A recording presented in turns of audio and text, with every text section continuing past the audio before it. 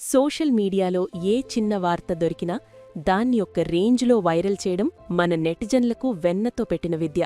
ముఖ్యంగా మన బుల్లితెర మెగాస్టార్ సుడిగాలి సుధీర్ విషయంలో అయితే చెప్పాల్సిన అవసరం లేదు. కాగా తాజాగా ఒక ఫోటో నెట్టింట తెగ వైరల్ అయింది. అది చూసి అందరూ షాక్ అయిపోయారు.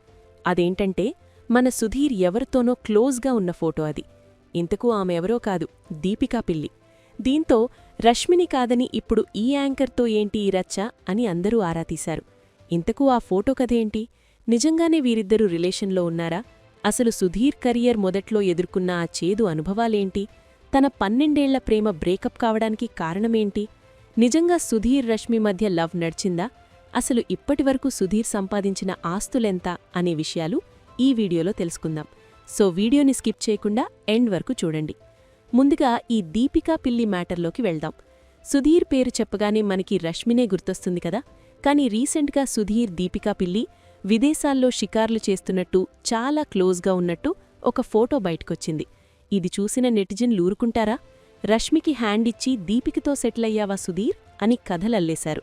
కానీ అసలు ట్విస్ట్ ఏంటంటే ఆ ఫోటో చూసి స్వయంగా దీపికా పిల్లి షాక్ అయిపోయింది. తన ఇన్స్టా అకౌంట్ ఎవరో హ్యాక్ చేశారని, అది తన అనుమతి లేకుండా పోస్ట్ చేసిన ఏఐ జనరేటెడ్ ఫేక్ ఫోటో అని ఆమె క్లారిటీ ఇచ్చింది. అంటే ఎవరో కావాలనే సుధీర్ దీపికా ఫోటోలను ఏఐతో సృష్టించి రచ్చ చేశారన్నమాట. అలా సుధీర్ క్రేజ్ ఏ రేంజ్లో ఉందంటే ఒక ఫేక్ ఫోటో వచ్చినా అది ఒక ఇంటర్నేషనల్ ఇష్యూ అయిపోతుంది.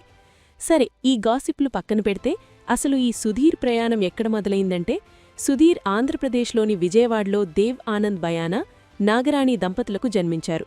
సుధీర్ తండ్రి విజయవాడలోని ఒక సినిమా థియేటర్లో మేనేజర్గా పనిచేసేవారు.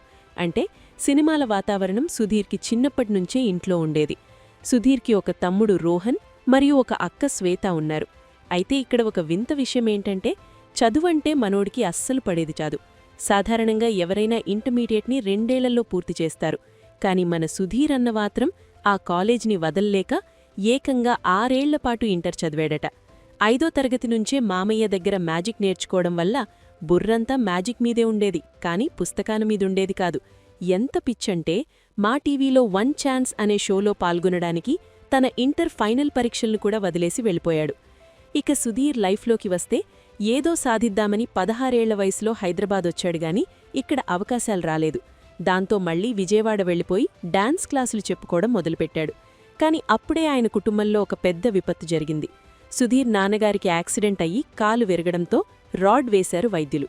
ఆయన షుగర్ పేషెంట్ కావడంతో ఆ గాయం మానడానికి చాలా సమయం పట్టింది. దాదాపు 6 నెలలు ఆయన మంచం మీద నుంచి కదల్లేని పరిస్థితి. అప్పుడు 17 ఏళ్ల వయసున్న సుధీర్కి అర్థమైంది, తాను ఆటలాడితే ఇంట్లో పొయ్యి వెలగదు అని.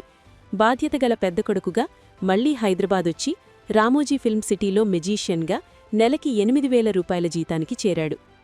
ఈ 8,000 జీతంలో 5,000 ఇంటికి పంపించి మిగిలిన 3,000తో సర్దుకునేవాడు సుధీర్. ఇక ఫిల్మ్ సిటీలో 360 రోజులు పనే, ఒక్కరోజు కూడా వీక్లీ ఆఫ్లు ఉండేవి కావు. పేరెంట్స్తో మాట్లాడాలంటే కూడా ఇంటర్నెట్ సెంటర్కి వెళ్లి డబ్బులు కట్టాల్సిన పరిస్థితి.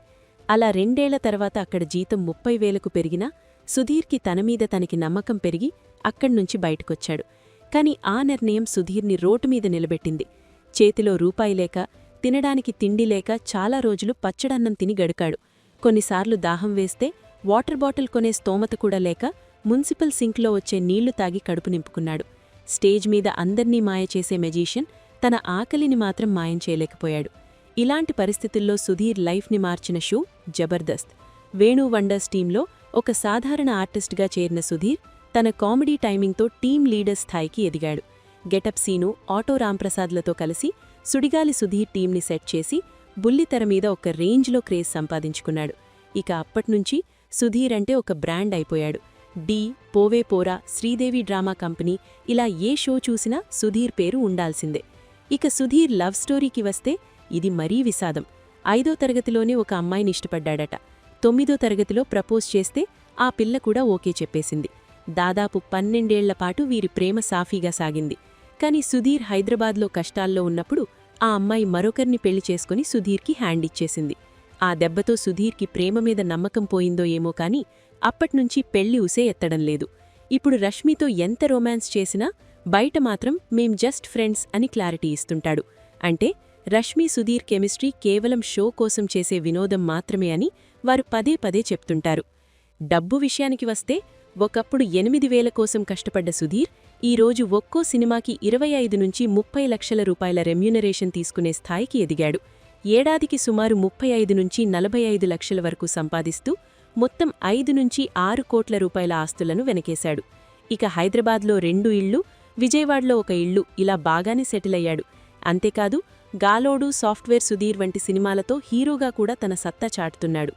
ఎంత ఎదిగినా తనకు లైఫ్ ఇచ్చిన మల్లెమాల సంస్థను, నాగబాబు మరియు రోజా వంటి సీనియర్లను సుధీర్ ఎప్పుడూ గౌరవిస్తూనే ఉంటాడు. చివరిగా ఒకటి చెప్పాలి, సుధీర్ జీవితం మనకొక పెద్ద పాఠం. ఇంటర్ని 6 ఏళ్లు చదివినా, సింకుల్లో నీళ్లు తాగినా, ప్రేమించిన అమ్మాయి హ్యాండ్ ఇచ్చినా, పట్టుదల ఉంటే ఎక్కడి నుంచి ఎక్కడికైనా వెళ్లవచ్చు అని నిరూపించాడు. సో ఫ్రెండ్స్, ఇది మన సుడిగాలి సుధీర్ అసలు కథ. ఈ జర్నీ మీకెలా అనిపించిందో చెప్పండి. సుధీర్ మరిన్ని సినిమాలతో మనల్ని అలరించాలని కోరుకుంటూ మరో ఆసక్తికరమైన వీడియోతో మళ్ళీ కలుద్దాం. అంతవరకు సెలవు.